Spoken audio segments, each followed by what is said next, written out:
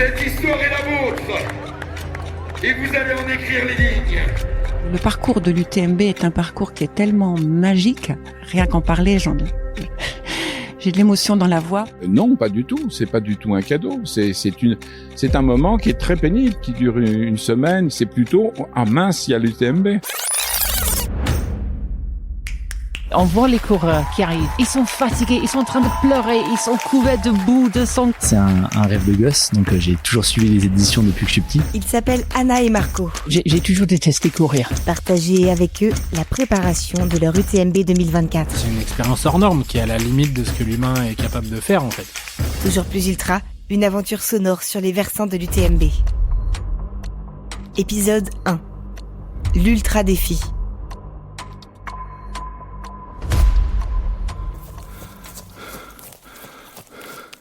UTMB. 4 lettres légendaires dans le monde du trail aujourd'hui. UTMB pour Ultra Trail du Mont Blanc.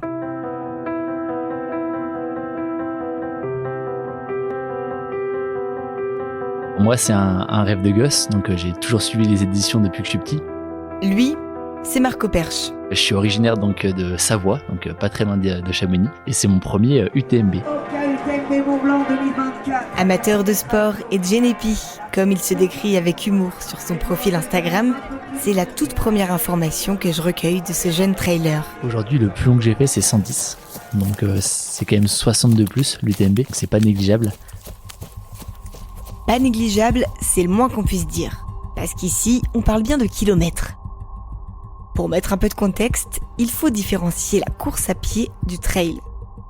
L'un se fait sur route, l'autre dans la nature, généralement sur des sentiers de montagne.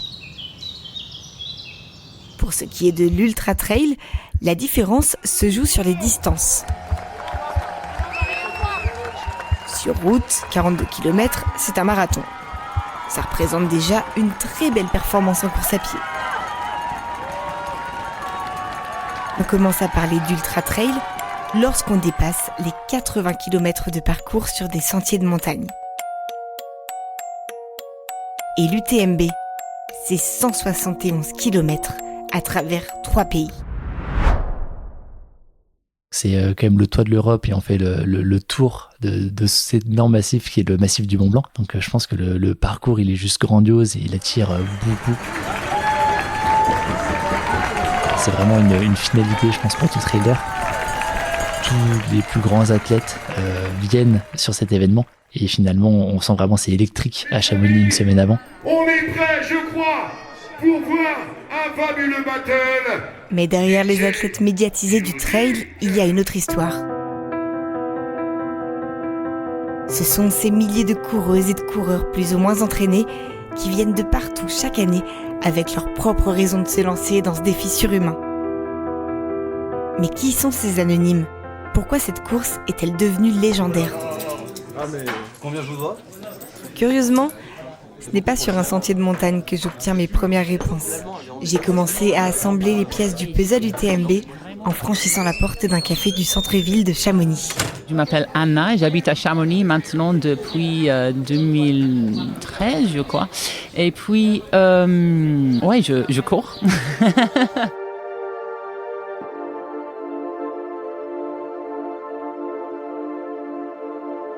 Et tout comme Marco Perche, dans un peu plus d'1 mois, Anna Kirkman se tiendra sur la ligne de départ de l'UTMB 2024. Et pourtant, tout semble les opposer. Je viens pas de 10 ans d'entraînement. Je suis trailer depuis 10 ans maintenant, donc ça commence à faire. Et donc j'ai la chance de le faire à 25 ans. J'ai 47 ans quand même. Je suis amateur. Je resterai un amateur. Mais qu'est-ce qui pousse ces milliers d'amatrices et d'amateurs à affronter une épreuve aussi démesurée que l'UTMB ?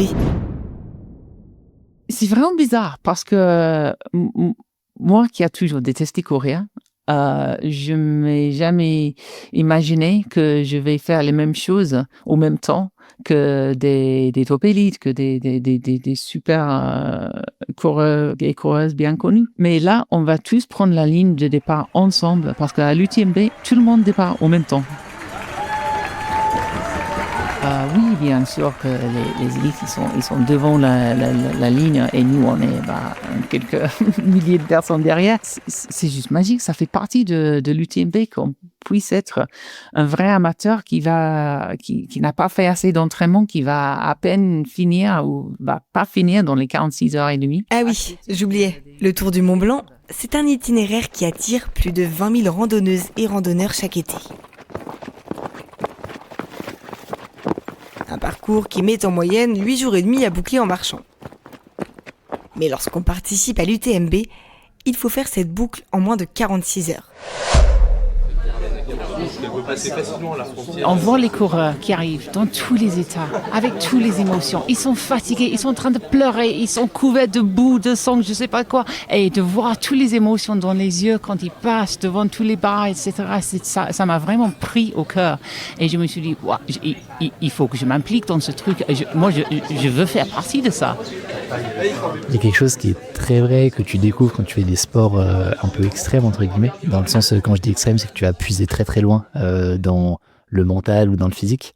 C'est que plus tu fais quelque chose qui est dur, plus la satisfaction et la joie qui en ressort est énorme.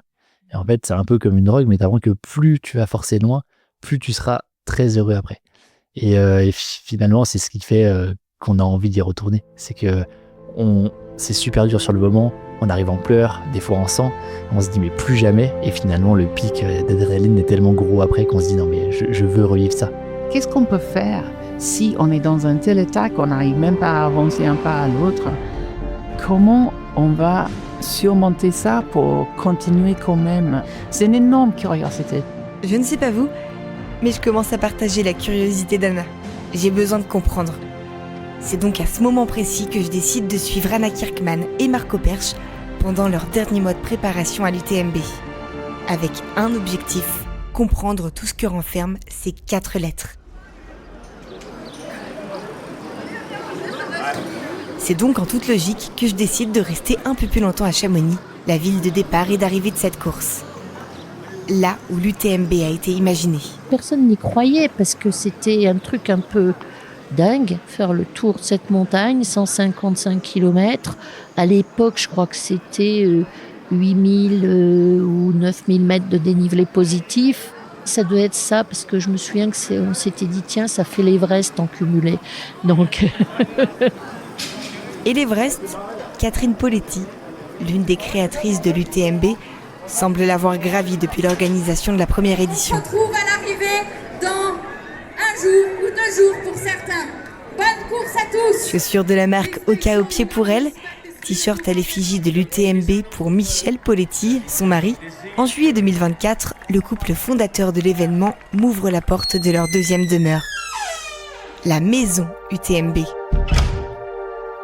Implanté en plein cœur du centre-ville de Chamonix, cet ancien bâtiment renferme les secrets de cet événement. Début 2000, il y a eu un grave incendie et le tunnel a fermé pendant près de 3 ans. Et à ce moment-là, c'était une course qui se courait en relais de 7. Et quand ils ont cherché à réinscrire, à refaire les inscriptions pour l'année 2003, ils ont eu 1 ou 2 équipes inscrites, ils ont décidé d'annuler et de ne pas le faire.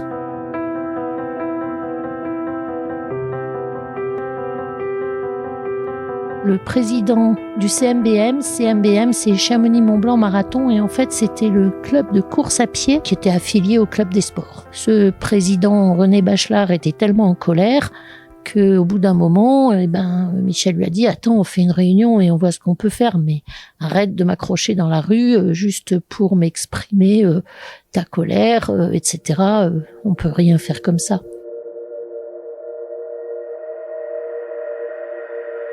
Et oui, l'UTMB a en fait été créé sur la base d'un simple pari entre amis. Plusieurs avaient démarré à courir en ultra endurance, mais plutôt sur les chemins, du trail running. Ils étaient tous coureurs et ils ont dit, bah ouais, mais en même temps, ça nous intéresse pas de reprendre une course en relais de 7.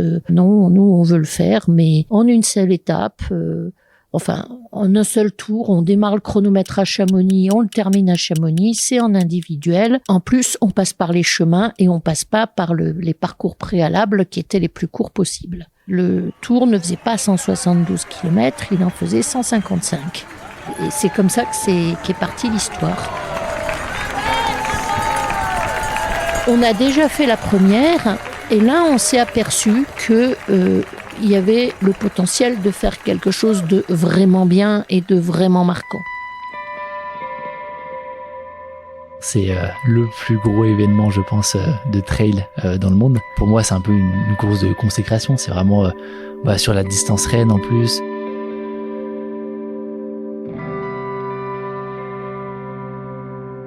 On se disait, si on a 300 coureurs, on sera content. Ça serait un objectif intéressant. Si on en a 500, ça deviendra un peu difficile. Il faudra quand même assumer. Et en fait, ils étaient 722 au départ. Je vais demander au public, je vais demander aux athlètes, comme on le fait chaque année, de lever les bras en l'air le plus haut vers le ciel. Ensuite, dès la deuxième année, il y avait 1400 coureurs. C'est-à-dire qu'on avait doublé.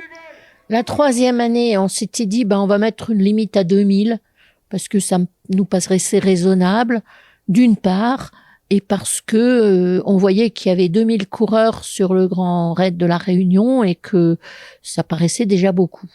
Donc on s'est dit, on va mettre une limite à 2000, il vaut mieux la mettre avant d'y arriver plutôt que de se retrouver débordé et d'être obligé de refuser des gens en dernière minute.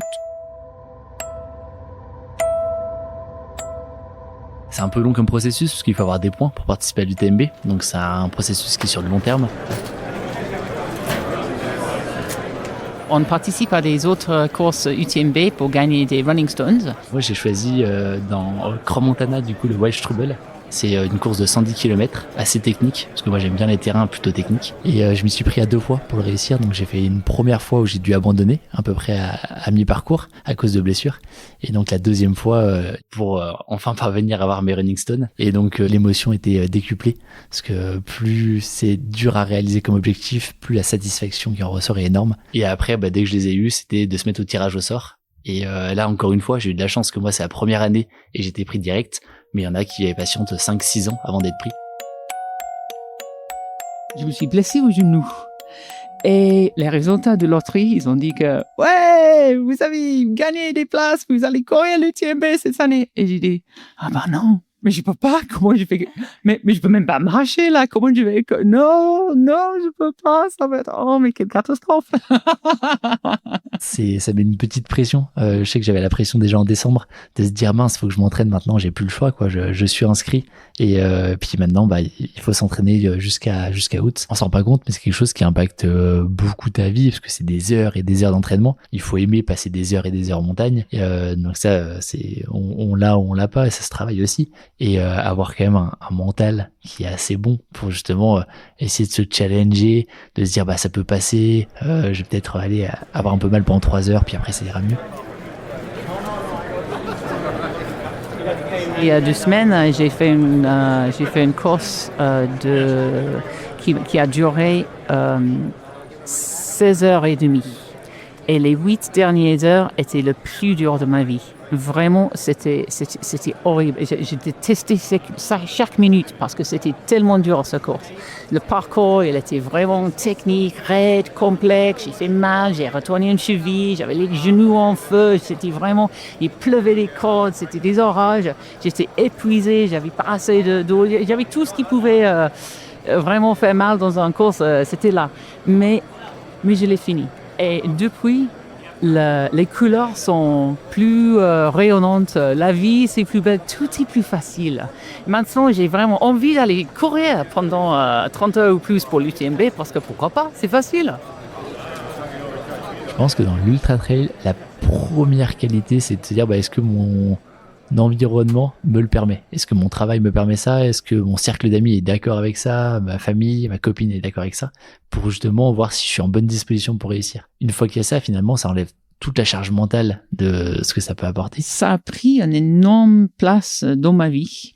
En fait, j'ai dû arrêter quasiment tous mes autres intérêts. Par exemple, j'ai chanté dans une chorale, je faisais de capoeira, je faisais de patinage. Et pour des raisons différentes, j'ai dû arrêter chacune de ces choses, une à la fois. Dans la société actuelle où on est vachement dans une situation de stress avec ton métier ou d'autres choses, le fait de s'évader comme ça en montagne. C'est juste nous et nous pas, et notre respiration. Vous l'aurez compris, l'UTMB n'est pas qu'une simple course. À chaque édition, elle se réécrit depuis plus de 20 ans. 4 lettres qui vont bien au-delà du simple défi sportif. Répéter ces efforts-là sur le fonctionnement du cœur à long terme, on sait pas très bien. On n'a pas encore tellement de recul. Aller courir l'UTMB, ça te prend déjà 1,3 tonnes, donc il te reste 700 kg de CO2 pour faire tout le reste de l'année. Vraiment, c'est possible de faire tout ça. Toujours plus ultra, la traversée de l'UTMB en 6 épisodes. Et si vous aussi, vous avez une histoire à partager ou des mots à faire résonner, rendez-vous sur toujoursplusultra.fr. Créons ensemble le podcast qui vous ressemble.